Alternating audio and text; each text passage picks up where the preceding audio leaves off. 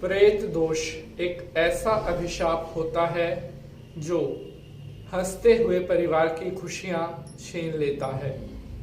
अगर किसी घर में प्रेत दोष का निर्माण है तो उस घर में धीरे धीरे करके जो दुखों का पहाड़ है वो टूटने लगता है। और ऐसे घर जहां पर प्रेत दोष मौजूद है वहां पर खुशी भी अपना रास्ता बाहर से ही मोड़ लेती है।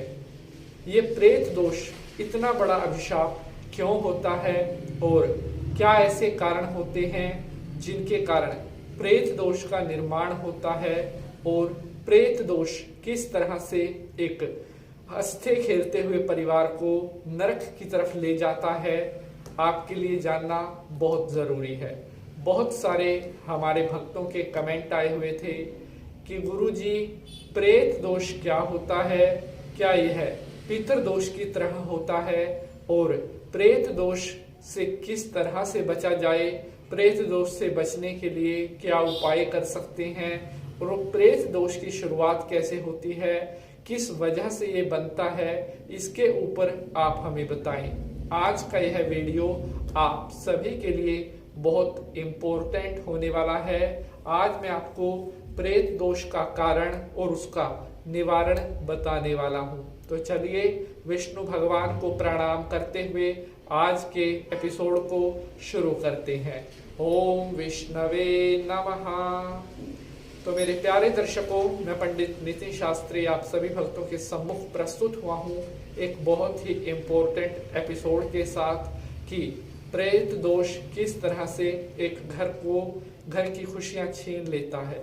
मेरे प्यारे बंधुजनों, जिस परिवार में कोई ऐसा सदस्य है जिसकी अकाल मृत्यु हुई है और उसकी मृत्यु के पश्चात उसका पिंडदान इत्यादि नहीं किया गया है, कोई श्राद्ध नहीं किया गया है, किसी तीर्थ पर जाकर उसके नाम से गति नहीं करवाई गई है, तो बहुत हद तक उस घरों में प्रेत दोष का निर्माण होता है।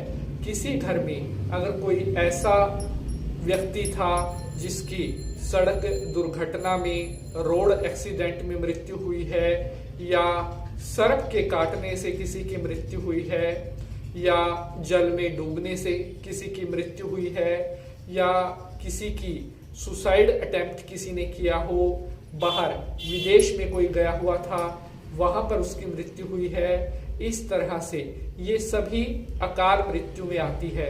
इसके अलावा एक और बहुत भक्तों का जो कमेंट आता है कि गुरुजी जो बीमारी की वजह से मरते हैं क्या वो भी अकाल मृत्यु में आता है? जी हाँ, जिन व्यक्तियों की मृत्यु बीमारी की वजह से होती है वो भी कहीं ना कहीं अकाल मृत्यु में ही काउंट किए जाते हैं। और जो अकाल मृत्यु जिनकी होती है उनका जो क्रियाक्रम है, उनका जो अंत्येष्टि कर्म है, उनका जो अंतिम संस्कार है वो बड़ा विधि पूर्वक करना चाहिए। अगर अकाल मृत्यु वालों के निमित्त कुछ भी ना किया जाए, जैसे उनका ना तो जो अंतिम संस्कार के कार्य थे वही श्रद्धा पूर्वक किए गए, ना उनके लिए किसी प्रकार का कोई पिंडदान किया गया, ना कहीं तीर्थ पर जाकर उनके नाम से कोई गति करवाई गई, ना ही कभी उनके नाम से कोई तर्पण इत्यादि किया गया, तो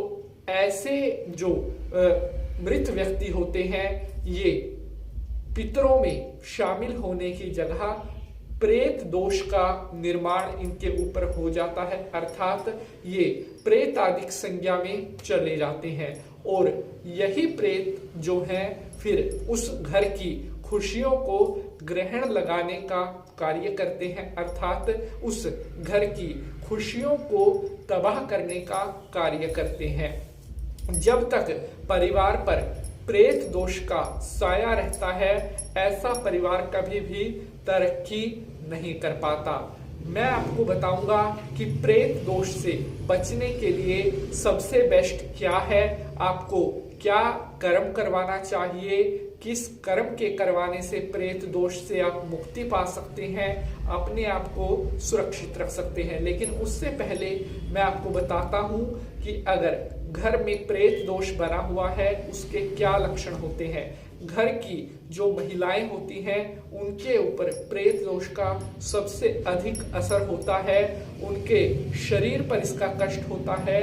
घर की जो महिलाएं हैं उनका जो स्वास्थ्य होता है वो दिन प्रतिदिन गिरावट आती है, उनके स्वास्थ्य में किसी न किसी प्रकार का कोई ना कोई संकट लगा रहता है।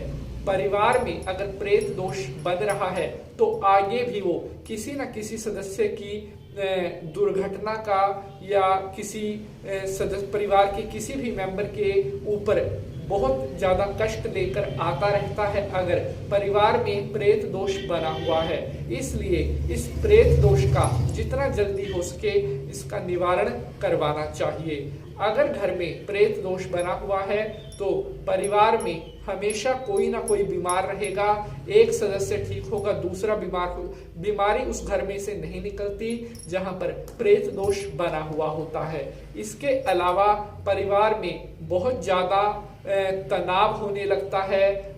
परिवार में कोई ऐसा सदस्य हो सकता है जिसको मानसिक समस्या का सामना करना पड़े या मानसिक तनाव का शिकार वो परिवार हो सकता है जिस परिवार में प्रेत दोष बन रहा होता है।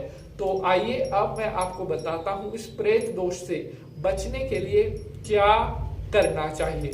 प्यारे बंधुजनों, हमारे धर्म शास्त्रों के अनुसार नारायण बलि एक ऐसा कर्म है जिसके करने पर बड़े से बड़ा प्रेतत्व समाप्त हो जाता है। गरुड़ पुराण में स्पष्ट रूप से कहा गया है कि प्रेतत्व से मुक्ति पाने का एक सबसे जो बेस्ट तरीका है वो यही है कि उस व्यक्ति के निमित्त जिसकी मृत्यु हुई है, जिसके लिए कोई कर्म नहीं करवाया गया था, उसके लिए किसी भी पवित्र तीर्थ या किसी पवित्र नदी के किनारे या किसी पवित्र धार्मिक स्थान के किनारे पर जहां से कोई पवित्र नदी बहती हो वहां पर नारायण बलि का कर्म उसके निमित्त करवाना चाहिए। नारायण बलि का कर्म होते ही वह जो प्रेत है वो तुरंत प्रभाव से अपनी प्रेत योनि को छोड़कर और पितरों की पंक्ति में शामिल हो जाता है और उस प्रेत की वजह से मिल रहे अशुभ रिजल्ट तुरंत प्रभाव से बंद हो जाते हैं और परिवार हर प्रकार के बुरे दोषों से बचने लगता है। तो आपको आज का एपिसोड कैसा लगा है अपनी राय जरूर दीजिएगा। अगर आपका कोई प्रश्न है जरूर हमें लिखकर भेजिएगा। आज के लिए इतना ही, और अगर एपिसोड पसंद आया है ज्यादा से ज्यादा इसे शेयर जरूर करेंगे। मिलेंगे नए एपिसोड में किसी नए विषय के साथ, तब तक के लिए जय माता की।